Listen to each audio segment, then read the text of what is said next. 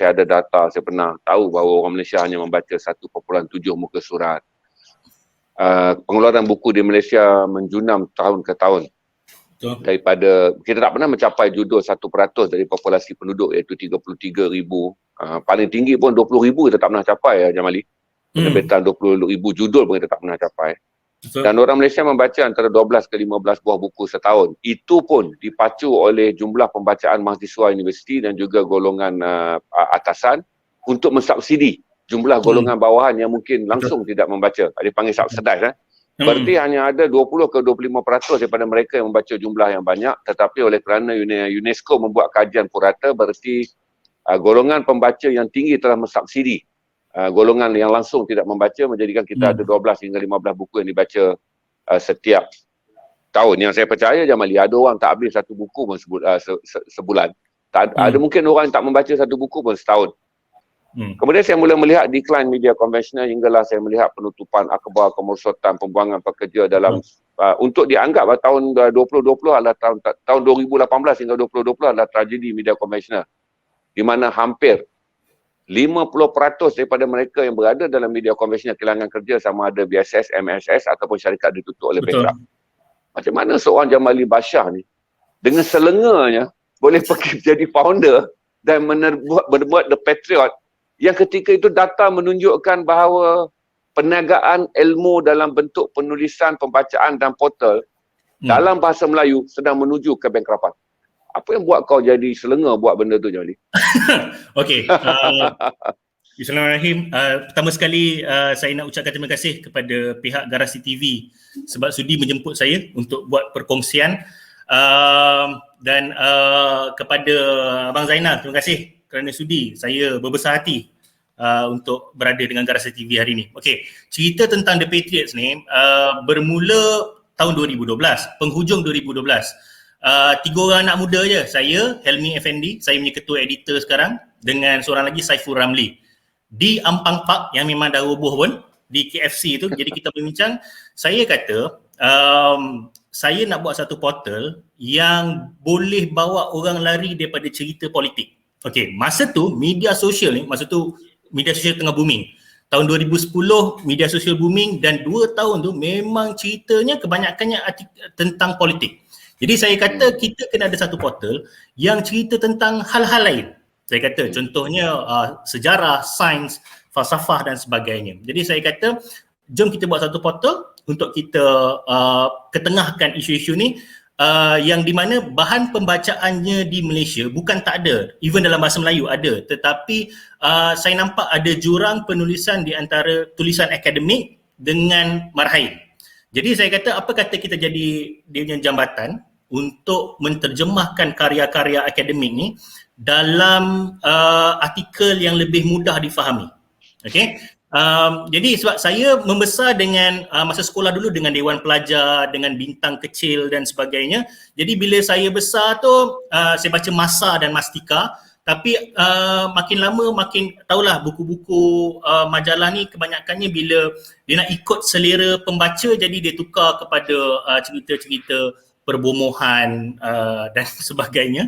Jadi saya rasa saya lost kat situ, dan saya mula langgan Reader's Digest, Times dan juga Net Geo.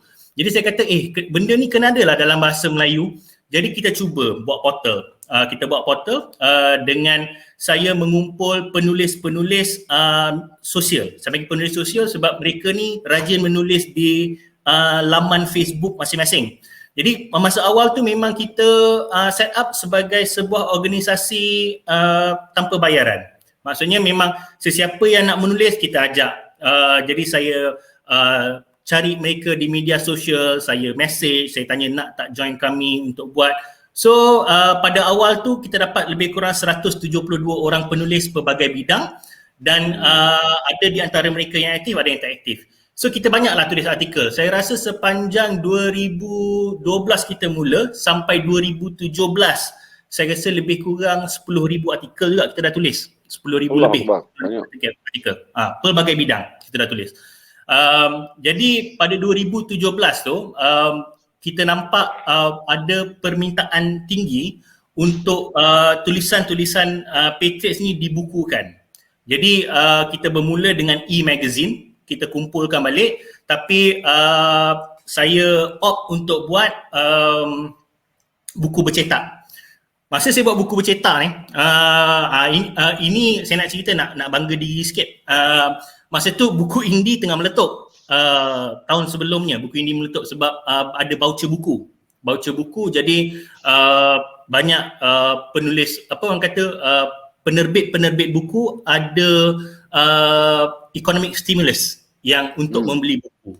Jadi bila voucher buku ditukar kepada kad siswa dan orang mula mengatakan industri buku merudum dan sebagainya, kami terjun dalam industri buku. Ketika itu voucher buku dah tak ada dan kebanyakan penerbit indie kata industri buku dah merudum. Tapi kami punya, semenjak daripada itu, kami punya jualan buku naik. Okay, so kalau tanya saya di mana? Okay, pertama sekali ialah pandangan kami, mood pembaca ni dia berubah setiap 10 tahun, cycle dia akan berubah. Mereka akan, kalau nak ikutkan dua lah, satu fiction ataupun non-fiction. Kalau boleh saya katakan sekarang ni zaman di mana orang lebih nak baca benda yang non-fiction dan juga pembinaan diri. Okay, sebelum tu market didominasi oleh opinionated, benda yang opinion.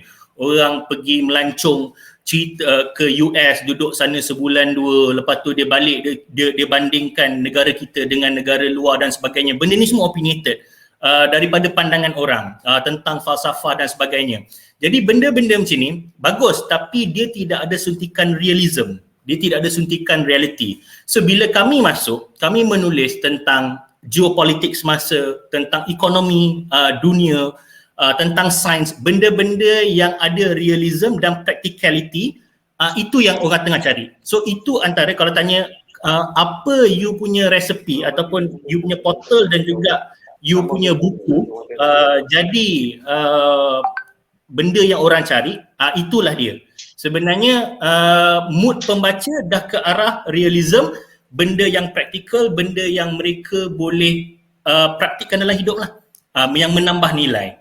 Benda-benda opinionated ni bukan tak boleh, tapi kadang-kadang too utopian, terlalu macam benda semua nak perfect. Jadi benda tu dia tak boleh nak amalkan dalam kehidupan seharian. Dia tidak menambah nilai dekat situ.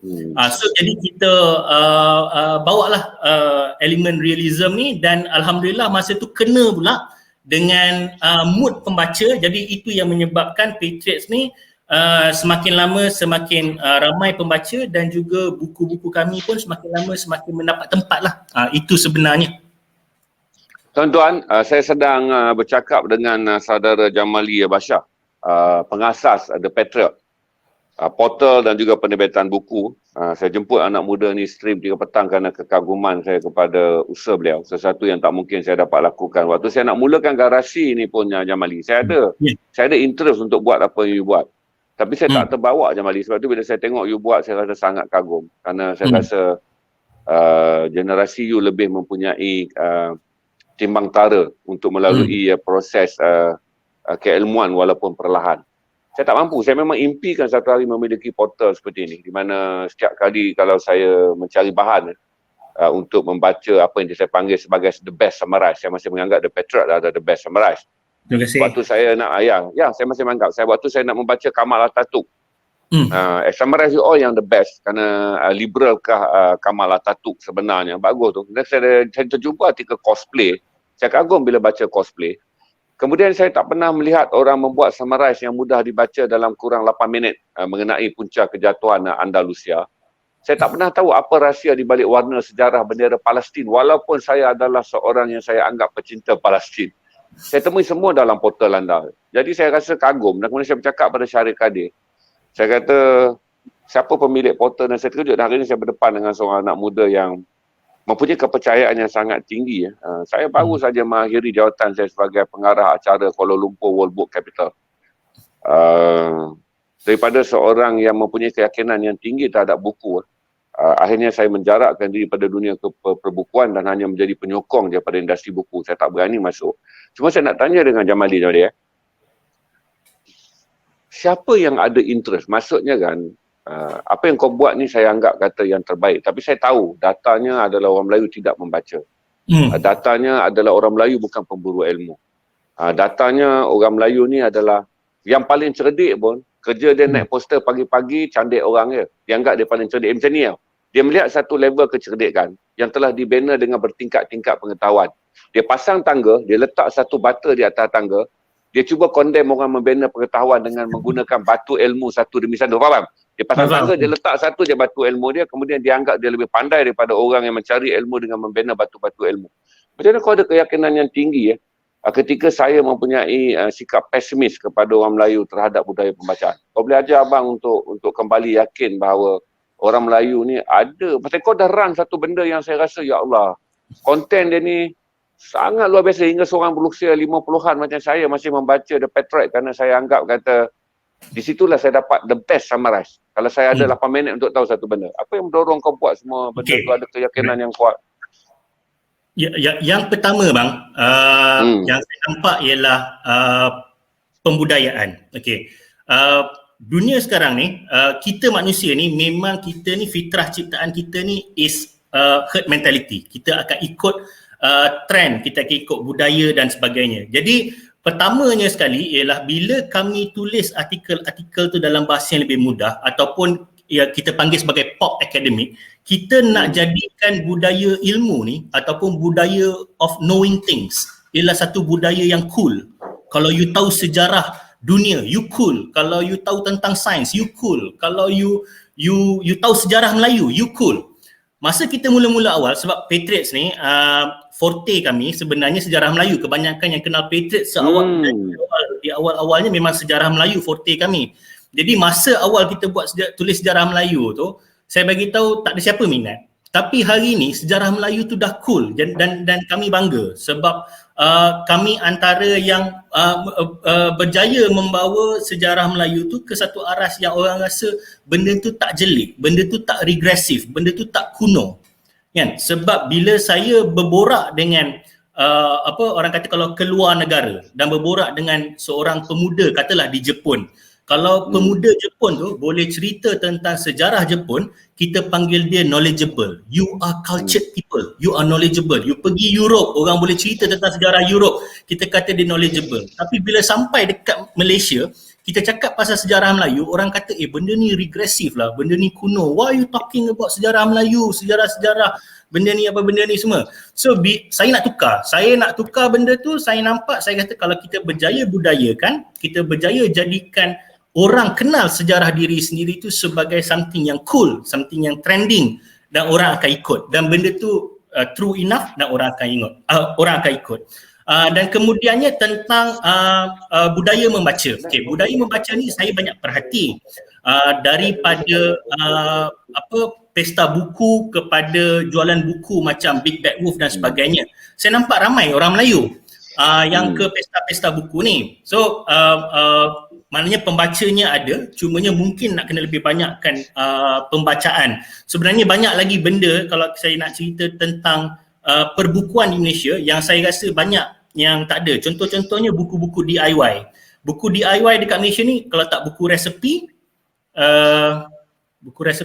antaranya paling banyak buku DIY, buku resepi lah. Tapi kalau kita pergi keluar, dia buku gardening, buku carpentry, buku macam-macam buku ada. Jadi ini pun antara benda yang saya rasa kalau ada yang berminat nak go into perbukuan, boleh lihat kepada arah buku-buku DIY ni. Jadi sebab saya pun suka membaca dan saya punya mood pembacaan ialah lebih kepada membaca artikel-artikel. Jadi kita memupuk minat membaca tu daripada artikel-artikel pendek. Sebenarnya tentang buku, macam saya kata, kita mula 2012, kita hanya mula mencetak buku 2017. So dalam 2012 ke 2017 tu apa kami buat? Kami biasakan orang dengan membaca. Saya beritahu Abang Zainal, masa kita awal tulis artikel panjang, orang siap komen kata artikel ni panjang sangat, boleh tak buat dalam 2 bahagian. Selepas 2-3 tahun, kita tulis artikel panjang, diorang kata tak puas. Pembaca komen, dia kata tergantung ke cerita ni, dia kata tak puas lah baca, boleh tak ni. Kemudian 2017 dah ramai mula minta, boleh tak admin buatkan dalam bentuk bercetak, kami nak baca dekat rumah. So kalau nak kata itulah fasanya. Fasanya pertamanya pembudayaan, minatkan orang dengan membaca, dan boleh saya katakan juga Patriots ni antara dia kami banyak juga antara sebab kami naik juga ialah sebab kami banyak engage orang-orang yang serang sejarah Melayu, tentang kemelayuan lah. Itu antaranya yang menyumbang kepada lebih ramai pembaca. Dan kemudiannya sebab kami portal pelbagai bidang, jadi bila kami up artikel sains, peminat sains akan share dan baca. Dia akan kongsi artikel dan dia baca. Lepas tu orang kata, Patriot ni apa? Bila dia buka Patriot, dia kata, ada artikel sejarah pula lah, ada artikel falsafah lah. Jadi dia akan baca. Jadi kami buat artikel portal pelbagai bidang ialah untuk kita cross share minat. Jadi yang bermula dengan minat sains boleh baca sejarah, yang mula minat sejarah boleh baca sains dan sebagainya. Jadi itu adalah antara bagaimana kami bermula lah. Dan boleh saya katakan masa tu juga awal tu orang kata kadang-kadang ia rezeki kan. Rezeki kami juga masa tu memang tak ramai yang defend sejarah Melayu. Tentang Hang Tuah berbangsa Cina, tentang Melayu ni bangsa yang dicipta, bahasa Melayu ni tak ada nilai, benda-benda ni semua. Jadi kita gali sejarah, kita tunjukkan. Jadi itu yang membuatkan antaranya kami cepat naik lah.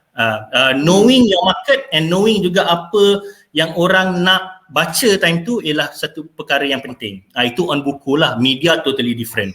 Media ni dia besar sikit. Okay. Jamali, ya saya. Saya nak tanya you satu soalan. Daripada mana kau dapat satu keyakinan bahawa orang Melayu, terutama generasi engkau lah, akan ada keinginan untuk kembali kepada runut Melayu, untuk tahu tentang budaya, nak gali sejarah Melayu, Salalatus Salatin, nak baca Tufat Nafis, nak baca Tufat Terengganu, nak balik kepada Hikayat Pendawali. Dekat mana datang? Sebab saya datang daripada folk law Melayu. Saya menulis pun saya dianggap sebagai seorang folk modern Malay. Tapi saya tak fikir kata saya boleh memiliki keyakinan setinggi kau dan juga Patriot dalam mengasuh orang Melayu untuk kembali kepada runut Melayu dalam konteks membaca bahan ilmuan. Membaca bahan berilmu. Kalau cakap kosong, cerita kelentong ni, kedai kopi semua orang cakap. Tapi dalam runut ilmu ni, macam mana datang keyakinan? Okey, kalau ikutkan saya pun sampai umur 28 lah, even masa saya kat UiTM, saya ni boleh katakan tak adalah semangat kuat Melayu ke, konservatif ke, boleh katakan agak liberal juga. Masa saya dalam UiTM tu, saya antara yang kata, kenapa kena Melayu-Melayu ni? Saya antara orang Jadi bila kita meningkat dewasa and masa kita muda, kita banyak idealis. Jadi bila kita meningkat dewasa, kita banyak bacaan, banyak bergaul dan sebagainya, then realism starts to kick in. You become more mature, you become you banyak benda lagi yang you akan nilai. So saya pertamanya saya nampak transition ni. Jadi sifat rebellious, sifat semua benda sama, semua sama ini benda ni sekejap je. Sifat rebellious ni ataupun sifat tak nak go deeper ataupun kaji lebih dalam ni, dia sekejap je. Tapi bila you nak implement, then you nampak masalah. Ni masalah ni apa benda. Then you start gali baca and semua orang akan lalui zaman ni. Then bila realism starts to kick in, bila you dah start kerja dan sebagainya, jadi you akan mula cari benda-benda yang lebih berat. Okay, itu yang pertama. Yang kedua dia, saya nampak juga ramai penulis-penulis saya yang bermula muda. Contohnya kami ada semasa Patriots bermula, kita ada penulis yang umur 16 tahun, 19 tahun tetapi menulis artikel-artikel yang even sampai Profesor PhD pun contact kami, tanya siapa tulis artikel ni. Even for wakaf, kita pernah tulis pasal wakaf, profesor dalam bidang wakaf, dia contact kami, tanya siapa yang menulis. Padahal penulis ni semua adalah orang-orang biasa, muda, bukan saja muda tapi orang-orang biasa, even bukan dalam bidang tetapi mempunyai daya analytical yang tinggi. Diorang baca. So bila saya nampak ramai sebenarnya anak-anak Melayu ni sebenarnya yang memang genius, memang berbakat, memang mempunyai daya analytical tinggi, saya jadi teruja dan saya rasa macam masih ada dekat luar sana yang suka membaca, yang suka menulis dan suka mengolah. Jadi cumanya mungkin mereka tak nampak platform. Jadi saya buat Patriots tu untuk wujudkan satu platform supaya mereka tengok adalah, dan itu yang jadi antara kenapa ramai penulis bersama kami. Sebab bila saya kata saya Patriot, dia kata dia dah lama dah cari platform macam tu untuk dia menulis, untuk dia berkarya dan sebagainya. Benda tu kat situ. So kalau Abang Zainal tanya saya, starting it was a hunch yang memang ada dekat luar sana yang dahagakan benda ni, and I go with my hunches, and benda tu betul. Dia pemerhatian jugalah. Tuan-tuan dan puan-puan yang menyaksikan live ni, kita ada berapa orang sekarang? 357. Anda yang 357, kalau anda ingin menyokong The Patriots, anda boleh pergi ke Facebook untuk membeli buku-buku terbitan The Patriots. Kalau anda ingin menjadi seorang pemburu ilmu, anda boleh masuk saja ke portal The Patriots. Anda boleh baca banyak tu. Saya pun dah jadi penggila The Patriots akhir-akhir ni kerana saya search untuk mencari tentang Abraham Accords. Hanya mereka saja yang membuat summarize tentang perjanjian Abraham Accord yang membawa negara-negara Islam mengiktiraf kewujudan Israel, yang malam ni kita akan bawa dalam perbincangan serius dengan Profesor Dr. Azmi Hassan. Saya nak tanya Jamali lagi satu, Jamali. Saya akan digresif lah sebab berdasarkan frustration saya begitu panjang dalam dunia media. Saya menulis 30 tahun lebih. Saya terpaksa membeli 50% balik buku-buku saya. Sebahagian buku saya kena dibeli kerana syarikat tersebut memerlukan penulis membeli buku untuk meneruskan kelangsungan gaji kepada pekerjanya. Saya kena beli garis kad kredit. Saya tak pernah menerima honorarium 1 sen walaupun karya saya dijadikan buku teks yang membolehkan saya menerima antara 20 ke 28 ribu setahun, kena tipu apa semua. Tapi saya masih ada impress penghormatan kerana sastranya, bukan kerana industrinya. Macam mana kau survive dalam industri penerbitan, Beb? Jualan, siapa pembaca kau, siapa pembeli kau? Okey, kalau sejujurnya nak ikut, sebab ramai tanya juga pasal soalan ni, macam kenapa Patriots masuk industri buku masa orang kata industri buku jatuh, voucher buku dah tak ada dan sebagainya. Satu benda bang, kita buat benda atas ada orang buat benda atas minat, ada orang buat benda atas permintaan. Benda yang saya amalkan adalah create. Berdasarkan soalan saya macam mana you menghidupkan industri buku ketika saya melihat semua syarikat-syarikat buku besar bankrupt dan melelong buku. Macam mana you memulakannya dengan benda yang saya amalkan adalah create? Okey, kita nak kena sesuaikan dengan keadaan semasa dan juga pasaran lah. Pertamanya kita tahu, buku ni bila dia tengah merudum, jadi kita nak kena create back to basics, economic basics. Basically kita kena create demand.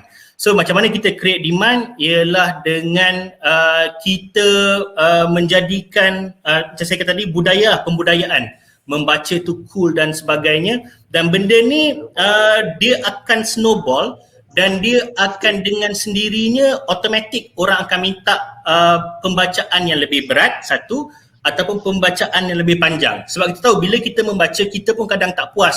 Kalau kita mengkaji sesuatu benda tu, bila kita buka Google, even buka Google atau buka Wikipedia, kita dah baca, and then kan ada kadang-kadang dia bagi hyperlink tulisan warna biru tu kan, untuk kita baca next. Kita baca next, kita baca next, kita baca next. So benda ni yang kita create, benda tu kat sana dan sebagainya. Dan tak kurang juga yang bila kita sekarang ni, bila kita kata dalam 3P perniagaan sekarang, the first P is no longer profit, it is people. Okay, so bila kita cakap pasal people, kita berikan orang kata satu jasa lain ataupun satu benda lain, add value yang kita add kepada orang lain. Jadi salah satu juga kenapa buku-buku kami ni boleh terjual, ramai kat sana, even yang tengah komen ni saya yakin ada antaranya yang memang support Patriot. Sebab kita tak pernah minta derma, kita tak pernah minta subscription ke apa benda ke. Selalunya bila saya jual buku, saya kata kalau anda suka apa yang kami buat, iaitu menulis secara percuma di media sosial, bantulah kami untuk sustain dengan membeli buku-buku kami. Ramai je yang membeli buku juga sebab dia nak portal Patriots ni ada. So kita kumpulkan daripada semua semua keinginan orang. Ada setengah orang memang nak buku, ada setengah orang dia nak menyumbang saja, ada setengah orang dia nak bagi as hadiah dan sebagainya, jadi kulit buku kena cantik dan sebagainya. Jadi kita kena tahu market kita dekat situ. Dan itu antara dia punya orang 3P. People, lepas tu? People, kalau dulu dia profit, people, planet. Tapi sekarang profit dah nombor 3. Orang letak people, planet, profit. Kebanyakannya ni dia jadi social enterprise lah, di mana bila dia menjual sesuatu ataupun dia berniaga, profit bukan perkara pertama. Dia fikir apa yang dia add value kepada orang lain. Contoh macam Jamali, macam mana kesedaran ni boleh datang pada satu generasi yang aku fikir orang cuma fikir tentang K je. Orang fikir tentang kerjaya, orang fikir tentang dengan kerjaya tu dapat kewangan, orang fikir dengan kewangan kerjaya dapat kedudukan, dengan kedudukan ada kediaman, rumah besar, ada kereta, kad kredit. Macam mana kau datang pula dengan memikirkan about the people, tanggungjawab kau kepada bangsa, ilmu, perbukuan. Tak mudah nak cari kualiti anak muda yang macam tu, dan aku tak fikir aku sedang puji kau, cuma aku nak tahu apa ada dalam otak kau yang kau pergi terjun masuk dalam dunia kemelut yang sebenarnya tak ramai orang Melayu akan menghargai orang Melayu yang macam ni. Saya kalau Abang Zainal tanya, saya rasa kebanyakan kita masa muda, umur belasan ataupun umur 20-an di universiti, ada di antara kita yang memang ramai memikirkan tentang negara, tentang bangsa sendiri, tentang anak-anak muda, tentang Malaysia secara keseluruhannya. Tetapi ramai yang tak tahu mana nak mula, ataupun dia memilih satu platform untuk mula. Selalunya bila dia memilih platform untuk mula dan kadang-kadang benda tu tak seindah yang disangka. Saya pun pernah beberapa platform ada yang case bila dah dapat dana, entah ke mana pergi dana, and then mula-mula nampak perjuangannya lurus, tapi lepas dah nampak duit tunggang terbalik apa dan sebagainya. Jadi kebanyakan orang macam saya, bila saya berada di dalam organisasi macam tu, bila saya kecewa, saya undur diri, saya kata malas lah nak fikir untuk diri sendiri lagi bagus, keluarga lagi bagus. Tapi pada masa yang sama, saya berfikir kalau macam saya yang sedar benda ni, tak berbuat satu platform lain dan tak ada orang akan buat. So itu antara sebabnya saya buat Patriot ni lah. Sebenarnya Patriot itu juga NGO. Cumanya wing NGO on activities tu kita masih kurang. Boleh saya katakan kurang lah. Tapi kita banyak di online untuk pendidikan unconventional macam ni lah, kita menulis dan sebagainya. Jadi dia passion jugalah Bang Zainal, sebab benda tak mudah, dan bendanya saya boleh bagi tahu, benda ni sampai kita mati pun, sampai saya mati pun saya rasa akan ada masalah-masalah macam ni. Dia kadang-kadang kita lembutkan hati untuk terus berjuang dengan kita fikir, kita kata ini ialah bekalan kita. Sebab Tuhan tak kata, Tuhan tak tanya engkau menang ke tak, engkau berjaya ke tak. Tuhan just tanya apa kau buat masa kau hidup. Kita boleh kata kita dah berbuat sesuatu. Jadi itu antara drive-nya kat situ. Antara buku yang kau rasa kau terbaik, kalau ada penonton garasi yang sedang tengok ni dekat 400 orang ni, mungkin kau nak promote 1-2 buku yang kau kata this is a buku yang kalau anda baca daripada Patriot, this is a key book daripada Patriot, sama ada sejarah atau buku. Kau promote lah 2 buah buku yang ada. Yang mungkin ada orang pergi ke page kau, nanti boleh lock buku tu, pembeli-pembeli garasi yang ingin support perjuangan entrepreneur, social entrepreneur macam Jamali dan The Patriot. Saya kalau boleh, saya nak push buku Dunia Tanpa Tembok 1. Buku Dunia Tanpa Tembok 1 ni, dia buku yang paling laris lah sekali oleh penulis Aiman Rashdan Wong. Siapa yang follow Aiman akan tahu. Buku ni dia pada Dunia Tanpa Tembok ni, pada saya dia ialah buku yang sangat istimewa sebab satu, dia buku geopolitik, di mana kurang buku geopolitik dalam bahasa Melayu, dan kelebihan buku ni juga sebab Aiman ni dia ialah penulis yang sangat sedap ayatnya. Dia boleh memudahkan kita memahami perkara-perkara yang besar dan rumit. Dia simplify kan dalam perkataan yang sangat mudah difahami dan indah. Dia tak hipster, dia tak sampai pakai bahasa pasar, tapi tulisan dia mudah. Itu pun penting sebab kadang-kadang orang silap bila orang kata kita nak buat top akademik, kita kena pakai bahasa pasar, kita kena hipster. Tak payah, tak perlu. Dia bahasa dia kena mudah difahami. Okey. Dan saya suka Dunia Tanpa Tembok pertama berbanding Dunia Tanpa Tembok kedua dan ketiga sebab yang ni dia siri, dia ada 3 buku. Dunia Tanpa Tembok pertama sebab Aiman menulis tentang citra Nusantara. Kalau nak memahami geopolitik semasa di Asia Tenggara, boleh baca Dunia Tanpa Tembok pertama dan kita boleh tahu tentang Nusantara sendiri ataupun alam Melayu tu sendiri. Okey, itu yang pertama.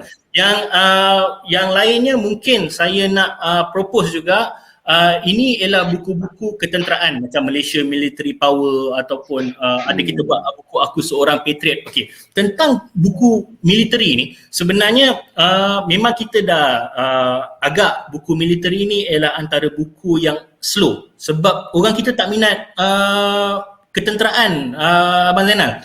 Sebab buku-buku ketenteraan ni kebanyakannya short sendiri. Dia buka, dia jual, and then dia tak buka kepada umum. Lepas tu kebanyakannya juga isu dengan buku-buku ketenteraan ni ialah kita banyak kekangan on kita tak boleh cerita tentang operasi-operasi dan sebagainya. Jadi apa anak muda kata? Anak muda kata tentera kita hanya makan gaji buta. Kan, tidur apa benda, dia tak tahu kita punya tugas pengaman ke luar negara macam mana, kita punya aset-aset ketenteraan macam mana. Tapi kami sebagai publisher, kita ada buat satu, orang kata kita punya policy lah, kita punya prinsip di mana kita akan hasilkan buku-buku yang kita rasa perlu ada, yang kena ada di pasaran walaupun tak ramai yang membaca. Sebab itu ialah kami punya CSR, itu ialah tanggungjawab kami sebagai publisher, kami kena adakan buku. Jadi kami buat benda ni jugalah. Bagus. Banyak benda yang kau cakap tentang tanggungjawab sosial. Saya suka jumpa orang muda yang dalam hidup dia sosial, bangsa, agama, negara adalah keutamaan. Saya bangga. Jamali, Facebook kau kena ban sebab terlampau pro-Palestin dalam perang 11 hari baru ni. Apa berlaku dalam Facebook hingga kau kena buka The Patriot 2.0? Apa Mark Zuckerberg dah buat pada kau? Ini daripada even before Palestin pun nak kena lagi. Kita bambu je Facebook, hantar email setiap 5 minit. Ini saya punya content officer Helmi, dia rajin, dia boleh type laju. Setiap 5 minit kita bambu Facebook dengan email. Okay, Facebook ni punca dia apa? Punca dia sebab Facebook ni dia tak macam social media lain. Contohnya Twitter. Facebook ni dia terlampau ketat dengan community standards dia orang. Yang sebenarnya kita pun tak tahu apa community standard dia. Sebab benda-benda yang saya rasa community standard dia lebih kepada dia punya community. Basically apa yang dia suka, dia rasa boleh diketengahkan, dia kata boleh ketengahkan. Saya bagi contoh semudah tentang push on LGBT. Okay, fine. You nak promote LGBT dan sebagainya, boleh. Tapi dalam nama freedom of speech and expression, kita juga layak untuk memberikan pandangan kita kenapa kita tidak bersetuju. Betul tak? Betul. Kan? Itu ialah konsep freedom of speech, liberalism, freedom of choice dan sebagainya. Jadi kita pun layak. Tapi apa yang jadi sekarang ni ialah bias yang terlampau, di mana kita tak boleh keluarkan naratif kita ataupun kita tak boleh bagi tahu pun mengapa daripada sudut pandangan kita scientifically, economically, kenapa kita menentang sesuatu, dan mereka terus ban. Dia kata langgar community standard dekat situ. Jadi dalam banyak-banyak media sosial ni, FB lah antara yang paling, saya rasa paling teruk lah. Jadi kena ban. Saya takut garasi yang kena ban ni saya cakap macam ni. Tak apa. Lagi tu saya nak tanya dengan you. Pasal yang second kena ban pasal LBGT atau pasal Palestine? Anti-Semitic. Yang kena yang baru yang Abang Zainal cakap ni pasal Palestin lah. Sebelum tu LGBT. Dia anggap anti-Semitic dalam kayu ukur Amerika. Betul, dia lah. Betul. Sebelum tu sejarah Melayu pun kena. Sejarah Melayu tu apa dia marah? Kena ban. Kenapa? Basically bila orang tak suka, dia report lah. Dia report page, dia kata page ni hatred hatred speech, itulah spreading hatred, benda-benda ni semualah. So even sejarah Melayu pun kita tulis daripada dulu dah kena. Facebook akan hantar untuk ban, untuk blog. Dia bagi tahu kita sedang dipantau dan sebagainya. Benda tu lah. Tapi apa kita buat bila jadi masalah macam ni, pertama dia you kena rajin email Facebook. Sebab Facebook ni dia ada dua. Dia ada dua cara. Okay, pertama dia ialah orang report. Orang tak suka orang report. Okay, nombor dua ialah dia ada keyword. Dia detect keyword tu walaupun dia tak tahu konteks apa kita cerita, dia akan block. Itu ialah kebengongan FB lah.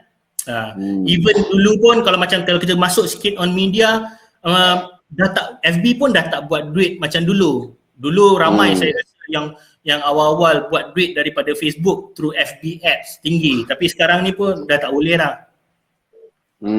Jamadi, saya nak tanya kau lagi satu tentang loyal buyer kau. Siapa mereka yang menjadi pembeli dan juga penyokong setia? Sebab saya fikir kata portal kan doesn't make money. Kau tak buat duit di portal. Lepas tu kau kena subsidize banyak tenaga kerja, mungkin membayar sebahagian takkan. Yelah walaupun penulis tak minta, tapi of course kau bayar nak dapat komitmen. Jadi kau bergantung penuh pada perbukuan. Siapa loyal buyer kau yang memang saya dengar banyak term ni, dia tak ada pada generasi saya. Ini yang saya rasa aneh. Dia tak ada pada generasi saya. Tapi bila Aru cerita tentang budak-budak indie yang menyokong muzik indie, dan kau pula bercerita tentang kau datang, saya anggap kau adalah satu daripada indie dalam term kau sendirilah, kerana kau bukanlah yang mendapat grant kerajaan, establishment dipayung oleh mana-mana pihak. Kau run sendiri. Siapa mereka ni? Aku nak kenal lah sebab aku tak pernah percaya bahawa kewujudan ni kecuali bila aku berbual dengan Aru dan sekarang berbual dengan kau tentang loyal buyer dan mereka yang sentiasa menyokong dan mahu melihat portal kau berdiri di situ walaupun mereka tahu kau tak buat untung pun daripada portal tu. Macam loyal buyer kami kebanyakannya daripada mereka yang ikut Patriot daripada awal, daripada 2012, 2013, 2014 memang baca. Dan mereka yang percaya Patriot buat kerja-kerja yang mungkin orang lain tak nak buat ataupun doing a good job lah juga. Maksudnya mengetengahkan tentang keilmuan dan sebagainya. Kebanyakannya loyal buyer kami kat sini. Dan paling penting, kenapa kita kena sasarkan pasaran yang betul, sebab loyal buyer kami sebenarnya memang kita target umur di antara 30 ke atas ataupun 25 ke atas. Pentingnya kita target golongan ni sebab golongan ni ialah golongan yang dah bekerja dan ada buying power. Jadi sebab tu bila kalau tanya kenapa engkau boleh survive, Patriot boleh survive sedangkan tak ada voucher buku, ialah sebab kami punya pembaca memang golongan yang bekerja. Students pun ada, tetapi buku-buku kami ni sebab dia berbentuk separa ilmiah ataupun part akademik, jadi pembaca kami up to 45 years old. Ini semua orang-orang yang ada kewangan kukuh, boleh membeli, bukan saja bila dia membeli untuk diri sendiri, dia membeli untuk anak-anak juga dan juga untuk Alhamdulillah dan sebagainya. Ada juga yang menderma untuk perpustakaan dan sebagainya. Jadi golongan-golongan inilah yang sebenarnya banyak membantu untuk Patriot terus kekal beroperasi. Berapa judul dah buku yang Patriot terbitkan, Lee? Saya kalau seingat saya 42, antara 42-44 macam itulah. Oh Alhamdulillah. Semuanya masih ada stok untuk jualan ya? Semua ada stok untuk jualan.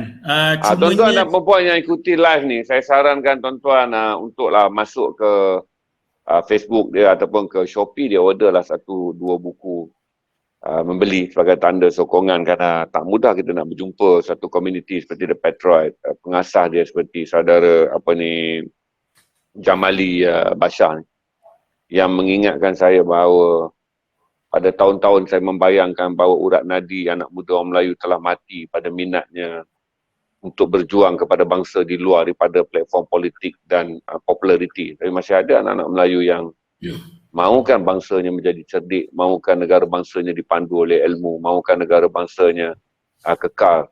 Maksudnya menjadi Melayu bukanlah kerana ada bin pada IC, tapi kerana mereka ada identiti pada diri. Masa kau cari balik susul galah sejarah Melayu ni, Jamli, apa yang kau rasa dia penting sangat? Waktu kau menerbitkan buku-buku, diskusi, masukkan dalam portal, apa yang kau rasa sangat penting ni? Kalau tak bagi ni, jadi macam mana keadaan negara bangsa kau? Okey, pertamanya kita kena tahu setiap negara kalau dia nak membangun, dia kena ada foundation yang kuat. Foundation yang kuat ni selalunya akan digalang oleh beberapa ataupun satu ataupun dua entiti yang kuat.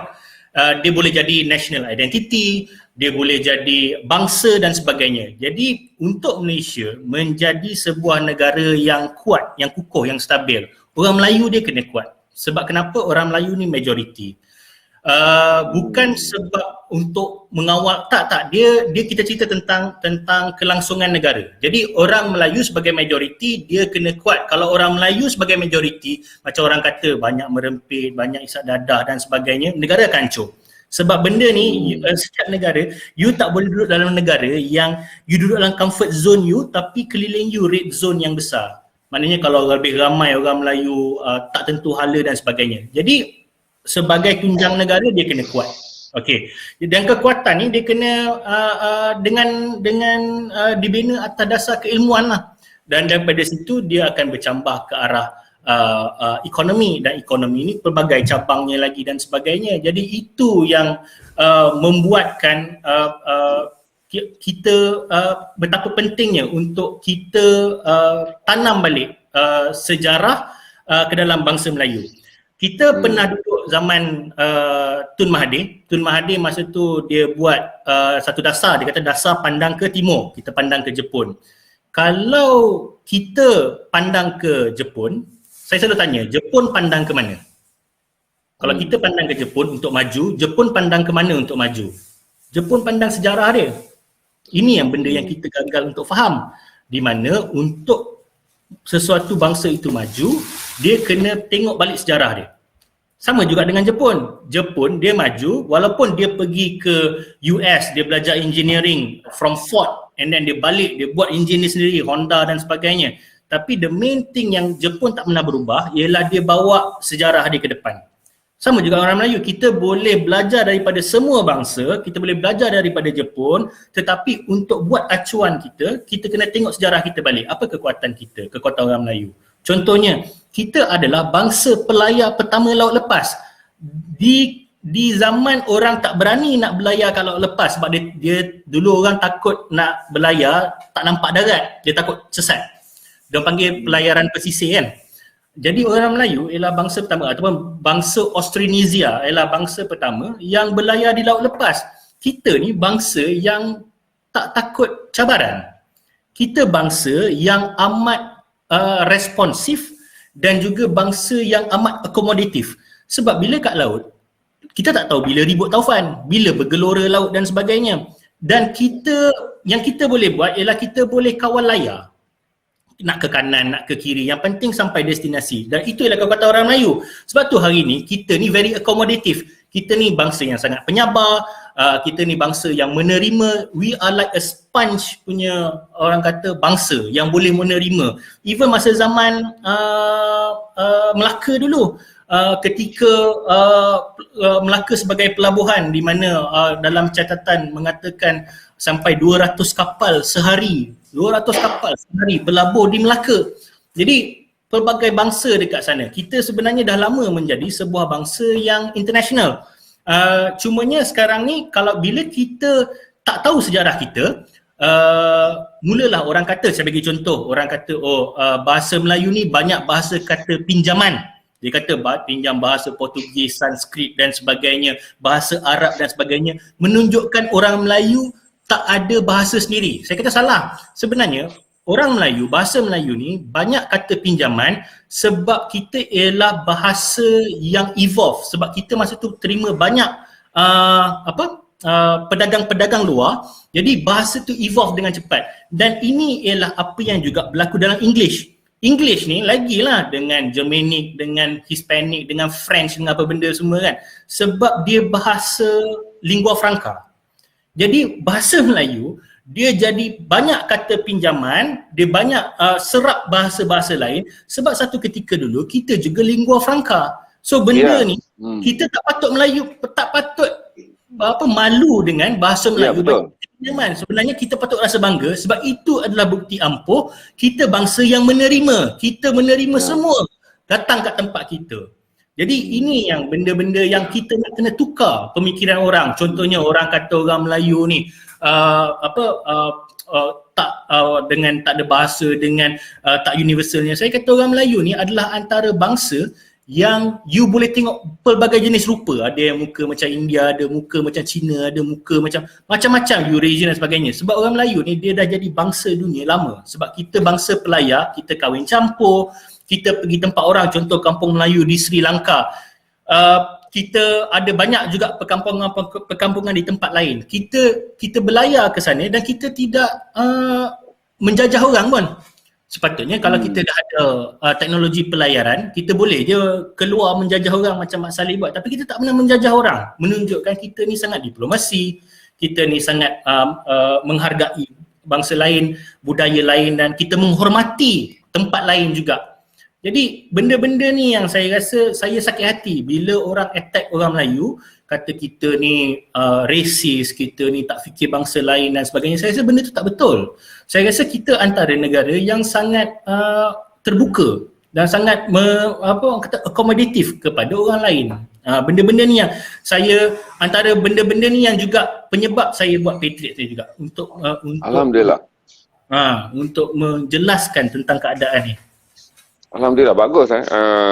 Terima kasih banyak Jamali kerana sudi stream dengan saya satu hari. Bila lepas PKP kita buat buku sale Patriot, kerana saya tak pernah run sale buku yang saya rasa naratif akar umbi Melayunya sangat tinggi. Saya bersekolah hari ni, petang ni tuan-tuan, saya bersekolah dia dengan seorang anak muda yang mengajar saya banyak benda tentang bagaimana naratif mereka melihat bangsa, bagaimana naratif mereka bergelumang untuk mengangkat bangsa. Mereka bukan orang yang bercakap di dewan kuliah dan dibayar gaji bulan, tuan-tuan. Mereka bukan ahli politik yang kemudiannya bercakap kemudian menang dengan kuasa membuat wang. Patriot bukan orang yang bercakap tentang bangsa dengan demikian, tuan-tuan. Mereka bercakap dengan bangsa dan mereka berniaga dan menanggung untung dan rugi dalam perniagaan mereka semata-mata untuk mengangkat maruah bangsa. Jamali, saya mengucapkan tahniah, saya doakan anda selalu diberi keberkatan, kerahmatan, perlindungan, kasih sayang Allah, kemudahan Allah dalam perniagaan. Saya berharap satu hari saya akan melihat jenama Patriot sebagai jenama yang besar.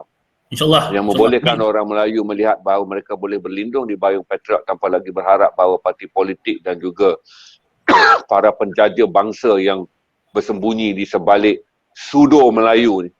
Saya harap tuan-tuan juga yang menonton petang ni memberi sokongan pada The Patriot bahawa jangan biarkan Patriot bersendirian dalam membawa naratif Melayu pada generasi baru, kerana akhirnya yang akan menikmati jasa The Patriot adalah anak-anak kita dan cucu kita.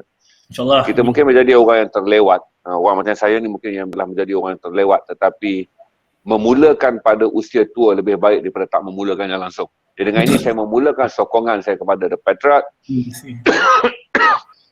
dengan memastikan garasi sentiasa membantu The Patriot atas semangat bahawa kami tidak dapat melakukannya, tetapi kami membantu anak muda yang melakukannya, kerana The Patriot adalah kumpulan yang mahu memperjuangkan Melayu dalam semua konteks. Ada kata-kata akhir daripada Jamali untuk semua penonton kita hari ini?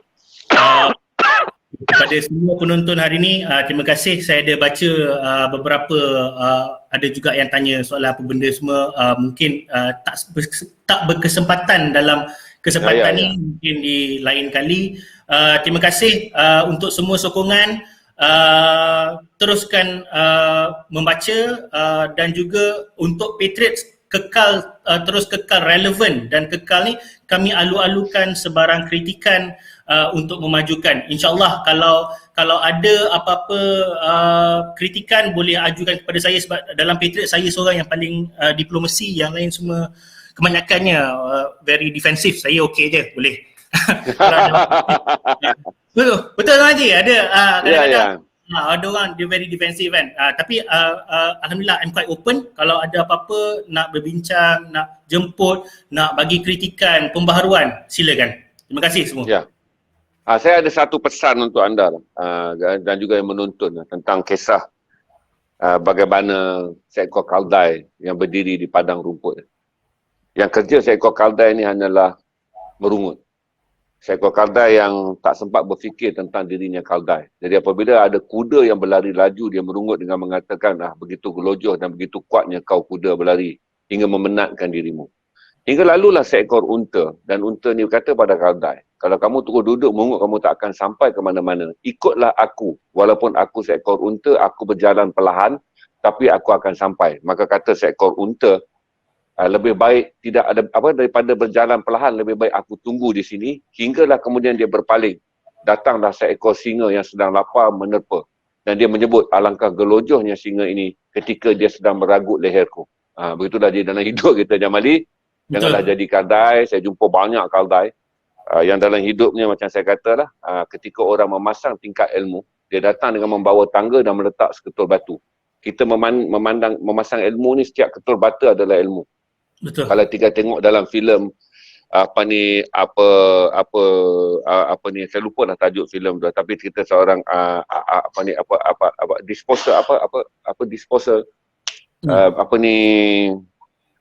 Demi Moore punya filem tentang dia berkahwin dengan seorang arkitek. Ilmu disusun bab batu hinggalah dia menjadi bangunan. Bangunan itu sebut dia ilmu. Tapi akan datang kepada kamu satu orang yang bawa tangga dan hanya meletak seketul bata. Dengan seketul bata dia mengatakan ilmu tu lebih tinggi daripada kamu. Jadi awasi keldai tu. Saya bagi tahu kepada kamu, awasi keldai tu.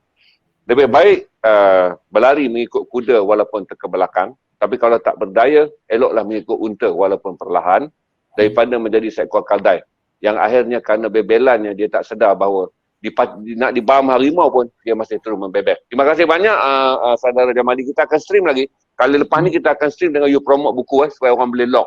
Terima kasih banyak Jamali. Terima kasih banyak pada semua rakan-rakan. Saya doakan, ya Allah Tuhanku, murahkanlah rezeki The Patriot. Ya Allah Tuhanku, kau lindungilah The Patriot. Sesungguhnya di sinilah tempat bangsaku, tempat sebuah bangsa yang mendukung agama di bumi yang dimiliki oleh orang Melayu ni, berlindung dan berjuang untuk kesejahteraan bersama. Amin, amin, ya Rabbil Alamin. Assalamualaikum warahmatullahi wabarakatuh.